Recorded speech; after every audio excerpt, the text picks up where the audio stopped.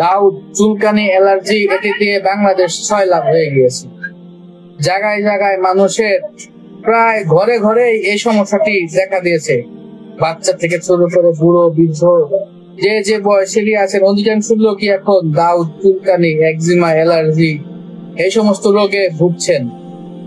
আমরা চাইলে 2 ধরনের চিকিৎসা নিতে পারি, একটি হলো প্রাকৃতিক, একটি হলো এলোপ্যাথি। এলোপ্যাথি ওষুধ পাওয়া যায়, আপনি চর্মের জন্য ডাক্তার দেখান। বর্তমানে মাইক্রোপি নামে যে ট্যাবলেটটি রয়েছে বাজারে, সেটি খুব ভালো কাজ করে, চর্ম যৌনের জন্য খুব ভালো কাজ করে, দাউদের জন্য ভালো কাজ করে। এলিমেট প্লাস লোশন ব্যবহার করেন, লরিস প্লাস লোশন ব্যবহার করেন, ডাক্তারের পরামর্শ অনুযায়ী চলেন। আপনার চুলকানি যদি কম হয়ে থাকে তাহলে অ্যালসেট ট্যাবলেট খেতে পারেন, চাইলে আপনি ফিস্টো ট্যাবলেট খেতে পারেন, ভ্যানারিন ট্যাবলেট খেতে পারেন, বা অ্যালাক্টল, সেট্রিজিন এই গ্রুপের ওষুধ খেতে পারেন।